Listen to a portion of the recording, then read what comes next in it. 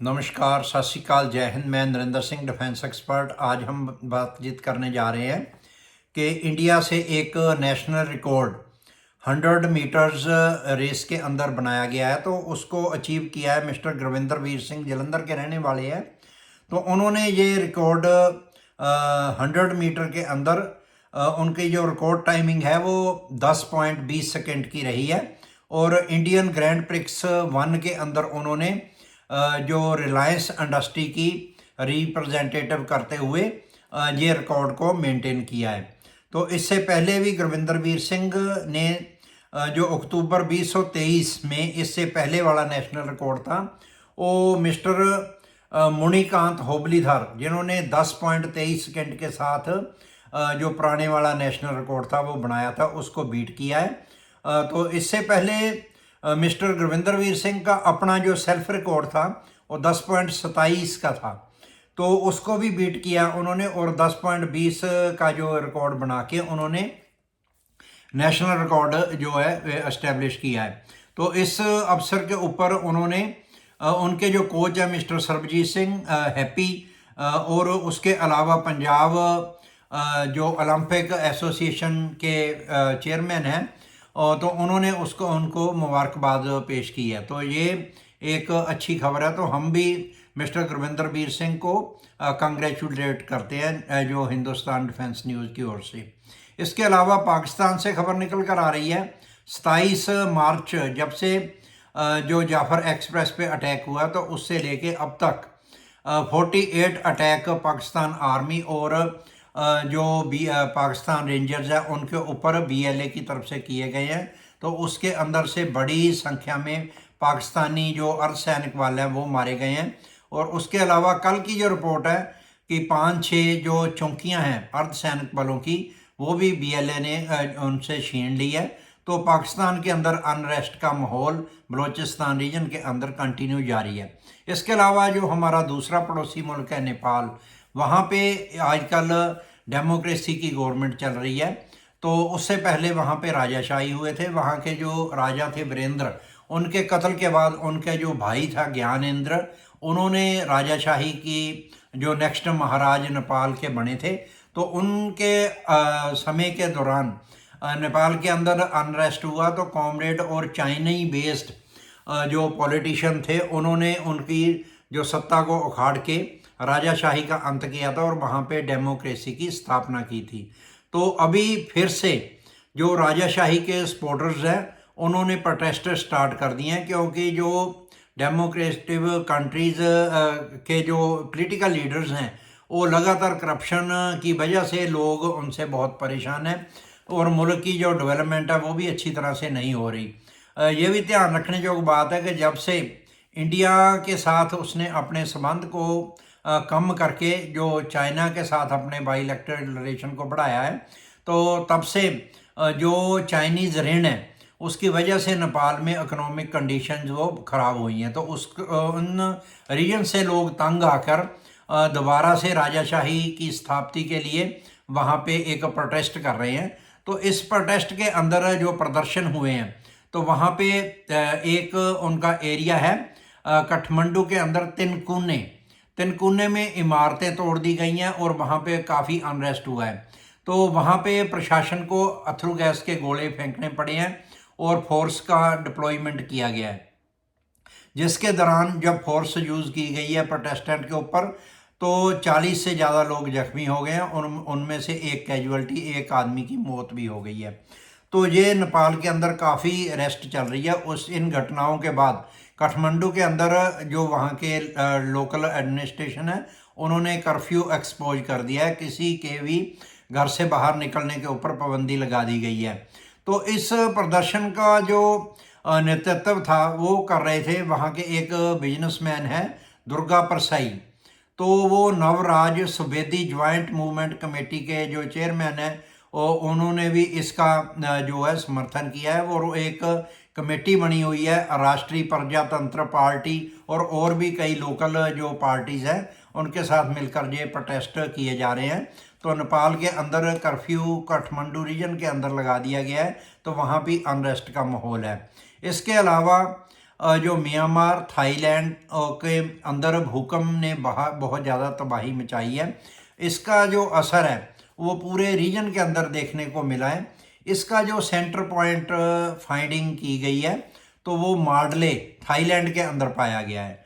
तो ये भूकंप की जो तीव्रता थी वो 7.7 आंकी गई है। इसके अलावा कलकत्ता, इम्फाल, मेघालय, बांग्लादेश और इसके जो नाल रखते हुए रीजन है वहाँ पे बहुत ज़्यादा नुकसान हुआ है। तो उसके अंदर लगभग 150 से लेकर 200 मौत होने की खबर निकल कर आ रही है और 1700 से ज़्यादा लोगों के जख्मी होने की भी बात सामने आ रही है।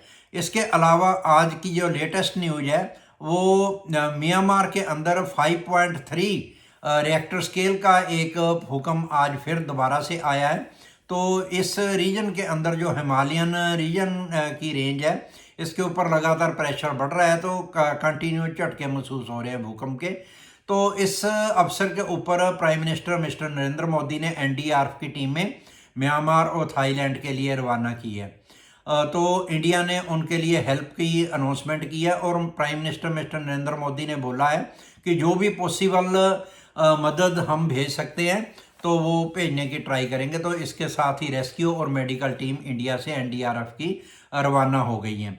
इसके अलावा कठुआ के अंदर जो मैंने कल भी एक ट्रिब्यूट पेश किया था, 3 जो हमारे आर्मी के जवान वीर गति को प्राप्त हुए थे, तो वहाँ से 4th कैजुअलिटी भी हुई है। आज जो कल शाम को खबर निकल कर आई है तो वो कंटिन्यू का इनकाउंटर चल रहा था, सर्च ऑपरेशन चल रहा था। उस सर्च ऑपरेशन के दौरान एक कैजुअलिटी, एक हमारा जो जवान है वो वीर गति को प्राप्त हुआ है, तो हम उसको ट्रिब्यूट और श्रद्धांजलि भेंट करते हैं। इसके अलावा 2 से 3 टेररिस्ट के भी मारे जाने की वहाँ पे खबर है। तो ये एक J&K के अंदर भी अनरेस्ट जो रीजन है फैलाने की पाकिस्तान की कंटिन्यू कोशिश चल रही है। तो लेकिन पाकिस्तान कभी भी अपने इन मंसूबों के ऊपर कामयाब नहीं होगा। गवर्नमेंट ऑफ इंडिया और गवर्नमेंट इंडिया के साथ इंडियन मिलिट्री और बीएसएफ के जवान मुस्तैदी के साथ वहाँ पे डिप्लॉय किए गए हैं, तो वो पाकिस्तान की किसी भी चाल को वहाँ पे आगे नहीं बढ़ने देंगे। तो ये हम इस जवान की वीर गति के ऊपर उनको ट्रिब्यूट पेश करते हैं। इसके अलावा इंडियन आर्मी की एक रिक्रूटमेंट प्रोसीजर चल रहा था, तो जो कि स्टार्ट हुआ था 12 मार्च 2025 को। उस दिन मैंने ब्रीफ में इसकी खबर दी थी। तो इसकी कंटिन्यू जो रिक्रूटमेंट रजिस्ट्रेशन चल रही है तो उसको बढ़ा के 10 अप्रैल 2025 तक कर दिया गया है। तो मेरी सभी नौजवान साथियों के साथ ये रिक्वेस्ट है कि इंडियन आर्मी को जो इंटरेस्ट रखते हैं ज्वाइन करने के लिए, तो वो एक इस अग्निवीर जो परियोजना है उसका लाभ उठा के, क्योंकि इस रिक्रूटमेंट की जो रैली हो रही है इसके अंदर बहुत सी कैटेगरी के अंदर, क्योंकि ये जनरल ड्यूटी गार्ड्स या सोल्डर के लिए ही भर्ती नहीं है, इसके अंदर बहुत सी वैरायटी ऑफ जो टेक्निकल स्किल के लोग हैं वो इंडियन आर्मी को ज्वाइन कर सकते हैं। तो उसके बारे में मैं आपको बता रहा हूँ कि 10 अप्रैल 2025 तक इसकी जो रजिस्ट्रेशन ऑनलाइन आप कहीं से भी करवा सकते हैं। इसमें महिला और पुरुष दोनों के लिए ये अग्निवीर की भर्ती खुली है, तो इसमें आप अप्लाई कर सकते हैं। तो इसके अंदर अग्निवीर सैनिक जो जनरल ड्यूटी है, अग्निवीर क्लर्क, सॉफ्टवेयर टेक्नीशियन आवेदन कर सकते हैं। इसके अलावा नर्सिंग हेल्पर और कांस्टेबल जो है, फोरमैन है, और रिलीजियस टीचर और हवालदार है जो वो कर सकते हैं। सर्वेयर है, जेसीओ है, कैटरिंग के लोग आवेदन कर सकते हैं। हवालदार टीचर जो है टीचिंग स्टाफ के अंदर भी वो कर सकते हैं। तो ये आर्मी की वेबसाइट के ऊपर उपलब्ध है। तो इसके अंदर आप हिंदुस्तान की 13 भाषा के साथ 13 लैंग्वेज के अंदर इस टेस्ट को आप अप्लाई कर सकते हैं। तो आप जिस भी रीजन से बिलोंग करते हैं तो उस रीजन की जो रीजनल लैंग्वेज है उसके अंदर भी इस टेस्ट को आप एंट्री कर सकते हैं। इसके साथ सेकंड जो इसमें है फिजिकल रैली होगी, तो उसके अंदर फिजिकल रैली के अंदर भी एक सुधार किया गया है। जो रनिंग टाइम था वो पहले की से बढ़ाकर 6 मिनट 15 सेकंड कर दिया गया है। तो ये टाइमिंग बढ़ने की वजह से जो फिजिकल टेस्ट है उसमें ईजी होगा। इसके अलावा जो अग्निवीर क्लर्क और स्टोर कीपर की पोस्ट होंगी उसके अंदर टाइपिंग का टेस्ट होगा। तो वो 30 जो शब्द प्रति मिनट की स्पीड से आपको प्रैक्टिस करते रहना होगा। तो इसकी वजह से आप मेरी ये रिक्वेस्ट है कि आप इंडियन आर्मी को ज्वाइन कीजिए ताकि हमारे जो देश की सेना है उसको स्ट्रेंथन किया जा सके और आपके लिए भी रोजगार का एक बहुत अच्छा साधन गवर्नमेंट ऑफ इंडिया की ओर से उपलब्ध करवाया जा रहा है। DRDO ने एक अनाउंसमेंट करते हुए अनाउंस किया है कि जो उन्होंने एक डेवलपमेंट एंड डिज़ाइन किया है 1500 किलोमीटर की एक लॉन्ग रेंज मिसाइल का। तो ये long range land attack cruise missile LACM जो कि टारगेट कर सकती है डायरेक्ट किसी भी सबमरीन से ग्राउंड के ऊपर। तो ये एक बहुत अच्छी खबर है। तो इसके साथ इस जो लॉन्ग रेंज मिसाइल है इसकी जो मारक क्षमता है वो 1500 किलोमीटर होने वाली है और इसमें इस डिज़ाइन के अंदर सबसे बड़ी उपलब्धि ये हासिल की गई है कि जो किसी भी सबमरीन का जो टारपीडो है वहीं उसी ट्यूब से इस मिसाइल को फायर किया जा सकता है। तो ये एक बहुत अच्छी डिज़ाइन की प्रक्रिया है। तो ये इसकी डिप्लॉयमेंट है वो किसी भी सबमरीन के ऊपर इंडियोजीनियस कर सकते हैं। तो ये भी प्रोजेक्ट एक इंडोजीनियस प्रोजेक्ट है। तो ये लॉन्ग अटैक क्रूज मिसाइल जो है वो लॉन्ग रेंज के लिए बनाई गई है। इसकी मारक क्षमता 1500 किलोमीटर है। तो ये प्रोजेक्ट जो है endogenous technical cruise missile ITCM government of India आत्मनिर्भर भारत के अंतर्गत डिज़ाइन किया गया और डेवलप किया गया है। इसके अंदर ये उपलब्धता हासिल है कि ये किलो क्लास की किसी भी सबमरीन के ऊपर, कलावरी क्लास की किसी भी सबमरीन के ऊपर और जो हमारे लेटेस्ट प्रोजेक्ट आ रहे हैं P-76 उसके अंदर भी ये जो लॉन्ग रेंज मिसाइल है डिप्लॉयड की जा सकती है। इसके अलावा ये न्यूक्लियर SSN जो अपने सबमरीन्स है उनके ऊपर भी इसको डिप्लॉय किया जा सकता है। तो ये इंडियन के DRDO की बहुत बड़ी उपलब्धि है। तो इसके ऊपर हम कांग्रेचुलेट करते हैं DRDO को कि उन्होंने लॉन्ग रेंज मिसाइल जो इंडिया की फर्स्ट है उसको डिज़ाइन करके उसको डिप्लॉय करना स्टार्ट कर दिया है। इसके अलावा न्यू जनरेशन के जो अनमैन्ड वेपन्स है उनके अंदर इंडिया ने एक डेवलप किया है cats warrior. Cats warrior combat air teeming system है। कैट्स जो है इसके जो जैसे कि नाम से ही है कि ये कॉम्बैट एयर टीमिंग सिस्टम जो कि एक ड्रोन की तरह ही एरोप्लेन है अनमैन्ड।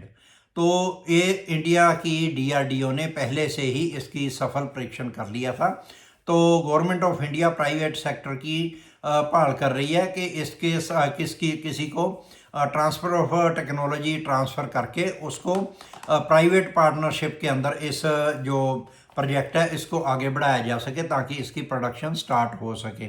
तो ये ट्रांसफ़र ऑफ टेक्नोलॉजी के लिए काफ़ी कंपनी अपनी जोर आजमाई कर रही हैं। तो एनी सूटेबल पार्टनर को ये जल्दी ही उपलब्ध करा लिया जाएगा और इसकी जो प्रोडक्शन है वो स्टार्ट हो जाएगी। तो government of India, ministry of defence, cabinet committee of security की ओर से इसकी अप्रूवल मिल चुकी है और इंडियन आर्मी है जो सीख हिंदुस्तान एरोनॉटिक लिमिटेड ने जिसने इसका डिज़ाइन किया है DRDO के साथ मिलके, वो एक्सपेक्ट करते हैं कि कम से कम प्राइवेट पार्टनर इसके 100 यूनिट पर ईयर जो इंडियन आर्मी को सप्लाई कर सके ताकि इसकी जो इंडियन एयरफोर्स की स्क्वाड्रन स्ट्रेंथ गिर रही है उसको सपोर्ट करने के लिए ये एक बहुत बड़ा उद्यम होगा और ये एक टीमिंग के साथ काम कर सकता है। एक ऐसा वेपन है जो कि लो कॉस्ट में किसी भी एरोप्लेन की जगह पे उसकी जगह ले सकता है। तो इसकी स्पीड भी बहुत अच्छी है।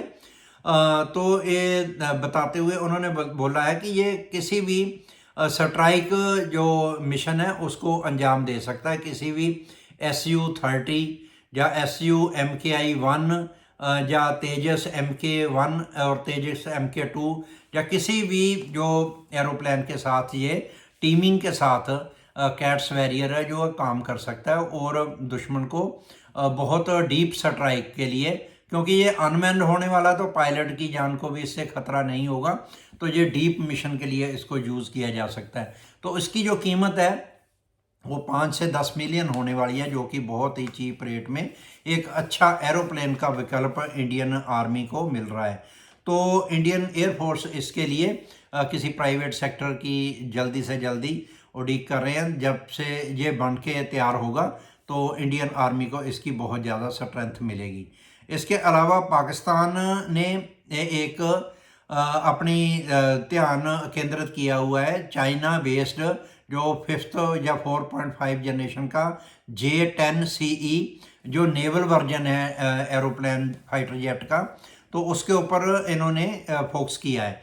उसका रीज़न है कि इंडिया ने जब से रफाल जो M है नेवी वर्जन है उसका, जो कि हमारे एयरक्राफ्ट कैरियर है उनके लिए 26 की प्रोक्योरमेंट फ्रांस के साथ डील इंडिया की हुई है, तो उसके अगेंस्ट एयर कोशिश कर रहे हैं कि चाइनीज़ जो J-10CE है इसको वो प्रोक्योर करके इंडिया को फाइट देने के लिए अपने जो नेवी है उसको तैयार कर सके। इसके अलावा जो कैबिनेट कमेटी ऑफ डिफेंस है उन्होंने सेंट्रल गवर्नमेंट के साथ मिलके 6,6200 करोड़ रुपए की डील, एक डिफेंस डील की है। उसकी अप्रूवल जो है कैबिनेट कमेटी ऑफ डिफेंस और मिनिस्ट्री ऑफ डिफेंस ने इसको अप्रूव कर दिया है। तो ये 6200 करोड़ रुपए की जो डील है इसके अंदर 156 LCH प्रचंड हेलीकॉप्टर इंडियन एयरफोर्स के लिए और इंडियन आर्मी के लिए प्रोक्योर किए जाएंगे। तो ये गवर्नमेंट ऑफ इंडिया का एक बहुत बड़ा उद्यम है। इसके अलावा जो ये भी बताने लायक बात है कि हिंदुस्तान एरोनॉटिक लिमिटेड के जो 2 प्रोजेक्ट है, एक तो बेंगलुरु के अंदर इसका फैसिलिटी है और सेकंड तुमकर कर्नाटका के अंदर है। तो दोनों जगह के ऊपर इसकी जो प्रोडक्शन है वो स्टार्ट की जाएगी ताकि इंडियन आर्मी को जल्दी से जल्दी जो प्रचंड हेलीकॉप्टर है LCH, क्योंकि इसकी एक स्पेशलिस्टी ये भी है कि ये वर्ल्ड के सबसे हाई एटीट्यूड के ऊपर ऑपरेट करने के लिए उपलब्ध है और इनकी क्षमता को बिल्कुल सक्सेसफुली टेस्ट कर लिया गया है। तो हम विश करते हैं कि जल्दी से जल्दी ये 156 प्रचंड हेलीकॉप्टर है इंडियन आर्मी को ज्वाइन करेंगे। इसके अलावा cabinet committee of security and cabinet ने एक 22,919 करोड़ का एक इंफ्रास्ट्रक्चर स्कीम जो डिप्लॉय की गई है। तो ये गवर्नमेंट ऑफ इंडिया ने अनाउंस किया है इलेक्ट्रॉनिक सिस्टम जो सेक्टर है हमारा, क्योंकि जो पैसिव इलेक्ट्रॉनिक पार्ट्स हैं वो इंडिया के अंदर बहुत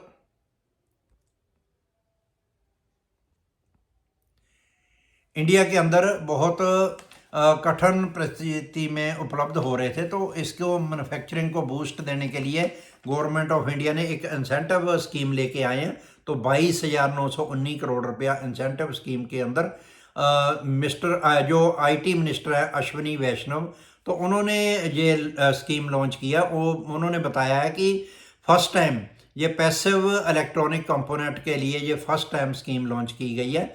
तो ये डायरेक्ट एंट्री होगी। इसके अंदर जो न्यू स्टार्टअप्स हैं उनको ये बूस्ट करने के लिए। इसके अलावा गवर्नमेंट इस सेक्टर के अंदर जो है 59,350 करोड़ 59,350 करोड़ रुपए का एक फंड इलेक्ट्रॉनिक जो इंस्ट्रूमेंट है इंडिया के अंदर डेवलप करने के लिए वो रखा गया है। तो ये आशा करते हैं, एक्सपेक्ट करते हैं कि 248 बिलियन $US की जो मार्केट 2030 तक इलेक्ट्रॉनिक्स इंडस्ट्री है जो हमारी वो प्राप्त करने के और आगे बढ़ रही है। तो ये एक अच्छी खबर है। Government of India new startup के लिए फंड प्रोवाइड करवा रही है, तो ये बहुत अच्छी खबर है। इसके अलावा $21 बिलियन खर्च करके ऑस्ट्रेलियन गवर्नमेंट ने ऑस्ट्रेलिया की फर्स्ट गाइडेड मिसाइल फैक्ट्री जो न्यू कैनबरा के अंदर एक एस्टेब्लिशमेंट की है। तो ये ऑस्ट्रेलिया की ओनली वन एंड फर्स्ट जो मिसाइल फैक्ट्री होने वाली है। तो ये इसका स्टैंडर्ड जो है वो पूरे वर्ल्ड क्लास का स्टैंडर्ड के साथ ये प्रोडक्शन करेगी। तो ये एक बहुत अच्छी खबर है। इसके अलावा जो prime minister mister Narendra Modi है वो श्रीलंका के एक दिवसीय विजिट के ऊपर जा रहे हैं। तो वो वहाँ पे वहाँ के प्राइम मिनिस्टर हैं जो श्रीलंका के, उनके साथ मुलाकात करेंगे। तो ये ओकेजन है BIMSTEC, जो कि bay of Bengal initiative for multi sector technical and economic cooperation एक संस्था बनी हुई है। उसकी मीटिंग जो है वो थाईलैंड के अंदर होने वाली है। तो उसको ज्वाइन करने के लिए प्राइम मिनिस्टर ऑफ इंडिया जो 4 से लेकर 6 अप्रैल 2025 को इंडिया से रवाना होंगे। तो फर्स्ट वो prime minister of Sri Lanka mister Aruna Kumara के साथ मीटिंग करेंगे श्रीलंका के अंदर, कोलंबो के अंदर। उसके बाद वो थाईलैंड के अंदर जो BIMS टेक की जो मीटिंग है वो 6th मीटिंग हो रही है, तो उसके अंदर भाग लेंगे। तो इसमें इंडिया एक बहुत बड़ा पार्टनर है।